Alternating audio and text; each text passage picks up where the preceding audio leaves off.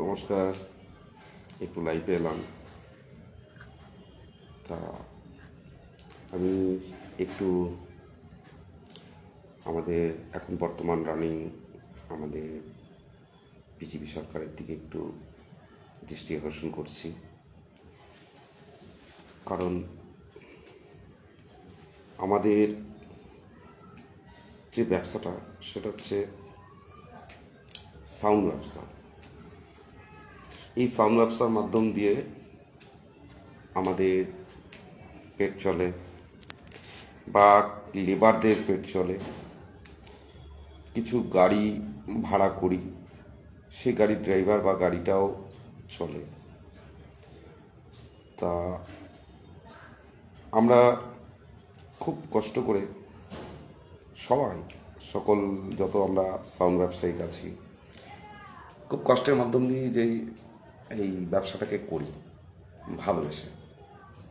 এর কারণ হচ্ছে যে আমরা ঠিক মতন তুলনামূলক যে হারে মেশিনপত্রের দাম বেড়েছে, মেশিন খারাপ হলে তার যে ক্ষয়ক্ষতির যে খরচ সমস্ত কিছু মিলিয়ে গড়ে এমন কিছুই থাকে না। দেখে মনে হয় ব্যবসাটায় তালপুকুর, অথচ ব্যবসাটা কিন্তু সেভাবে ঘটিত হবে না। সব মানে জিনিসের দাম বাড়ছে। আমাদের ভাড়া, বিশেষ করে মাইয়ের সাউন্ডের ভাড়া, প্যান্ডেল ভাড়া, এসব ইত্যাদি সমস্ত আজকে জিনিসের দাম বাড়ছে, কিন্তু আমাদের ভাড়াগুলো কিন্তু কমে যাচ্ছে।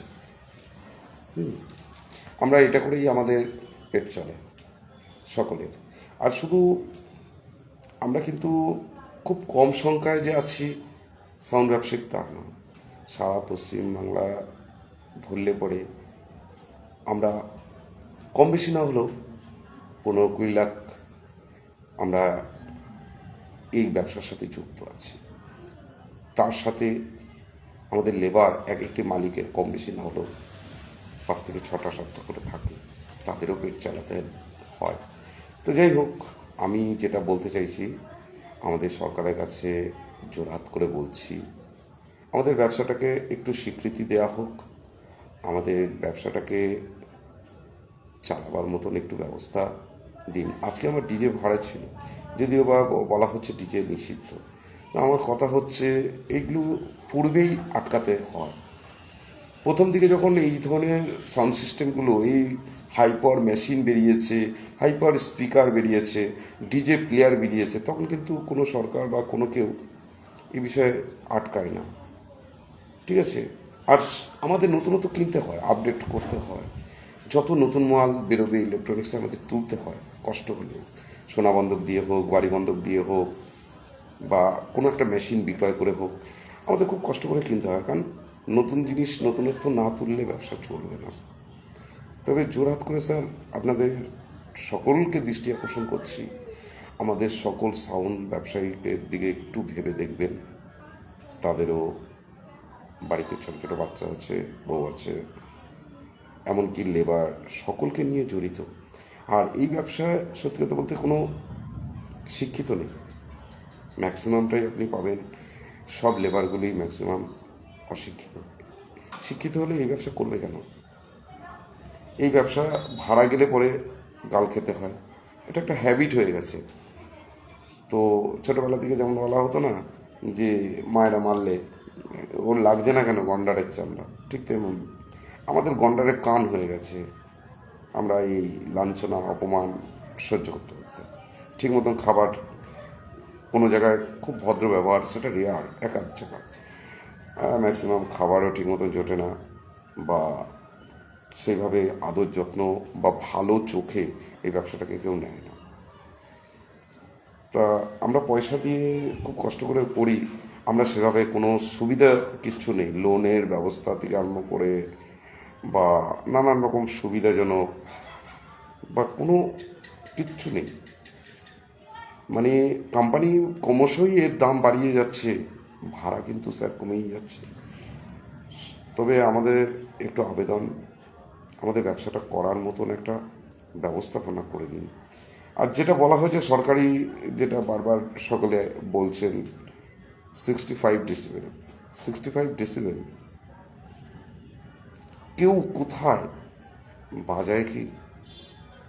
ঠিক আছে, আজকে ভেবে দেখুন আপনি, জানি না কে শুনছেন, আমি চাইবো আমাদের মুখ্যমন্ত্রীর কাছে এই ভিডিওটা পৌঁছাক। তো স্যার, আপনার একটু দূরত্ব রিলেটিভ বলেন বা ইত্যাদি বলেন, ছোটোবেলাটা বলুন, একটু শৈশবকালটা একটু স্যার ভেবে দেখবেন। কারণ কেউ আসতে নিতে চায় না। আমরা কিন্তু কোনো ব্যবসাদার জোর দিতে চাই না, আমরাও জোরে বাজাতে চাই না, আমরা স্লোভাবেই বাজাতে চাই। আমরা খুব দরদ দিয়ে, খুব দুঃখের সহিত এই ব্যবসাটাকে করি। তাই যাই হোক, একটু ব্যবসাটা কিভাবে চালাবো সেই দিক নির্ণয় যদি একটুখানি আপনারা দেখে শুনে করে দেন। কারণ যাই হোক, আমাদের নতুন সরকার স্বাগতম, আমরা খুব খুশি। ঠিক আছে, আমরা খুব আনন্দিতের মধ্যে দিয়ে এনজয়, কারণ জানি যে খুব ভালোভাবে দিন কাটবে। কিন্তু এত দুঃখ কষ্টের মধ্যে দিয়ে এই যে ম্যাক্সিমাম ভাড়াগুলো আমাদের একের পর এক ক্যান্সেল হচ্ছে। আর একটা বিষয় যেটা হচ্ছে, থানা গিয়ে প্রথম চার্জ করে আমাদের সাউন্ড ব্যবসায়ীকে, আমাদের মেশিনগুলোকে ছুঁড়ে ছুঁড়ে ফেলে দেওয়া হয় বা আমাদের সাউন্ড ব্যবসায়ীকেই পেটানো হয়। কারণ নিয়ম অনুসারে আমরা যে ভাড়া করে তাকে বিলে সই করিয়ে নেওয়া হয়, তার ডকুমেন্টস নিই, তো তাকে অ্যারেস্ট করার একটা আদেশ বা সেই চিন্তাধারা নিয়ে প্রত্যেকটি থানাকে বলা দরকার, আমাদের সহযোগিতা করা দরকার। আমরা স্যার কেউ নিজের থেকে সারা রাত বাজাতে চাই না, কাউকে ডিস্টার্ব করতে চাই না। কারণ আমাদের যতটা আসতে চলবে আমাদের মালটা ভালো থাকবে, তা আমাদেরকে বাধ্যতা করা হয়। আর একটু গভীর রাত হলে বা ইত্যাদি, যেটা লাল চোখে, তখন নেশা ভাঙ করে আমরাও তখন একা পড়ে যাই, তখন মাতালের সংখ্যা বা ওদের সংখ্যা বাড়ন্তই থাকে। তো আমাদের ভয় কিট করে সেখানে আমরা একটু মুড়িবাজি করে তখন আমরা মেশিন ফোটে ফুটুক, ক্ষয়ক্ষতি হয়ে হোক, তখন জোরে দিতে বাধ্য হই। আমরা কাউকে বিরক্ত করতে চাই না। তা যাই হোক, প্রশাসন আমাদের দিকে একটু ধ্যান দিক, দৃষ্টি আকর্ষণ করুক, আমাদের কথাগুলো একটু দুঃখের সহিত আমরা বলছি, এটাকে যেন ছোট ভাই, দাদা, যাই হোক, যাই মনে করুক, ঠিক আছে, আমাদের যেন একটু দয়া করে এই ব্যাপারটা সরকার দেখে। ঠিক গুছিয়ে বলতে পারলাম কিনা জানি না, তবে মাফ করবেন যদি কোনো ভুল ত্রুটি বলে থাকি। কারণ ব্যবসাটা বড় সংকটে আছে। আমরা যত ব্যবসাদার আছি, সব ব্যবসাদাররা আমরা এখন খুব চিন্তার মধ্যে আছি। প্রচুর ভাড়া ক্যান্সেল। এত ভাড়া ক্যান্সেল হলে সংসার চালাবো কী করে? সব কিছুই তো, জিনিসপত্রের দাম যে হারে বাড়ছে।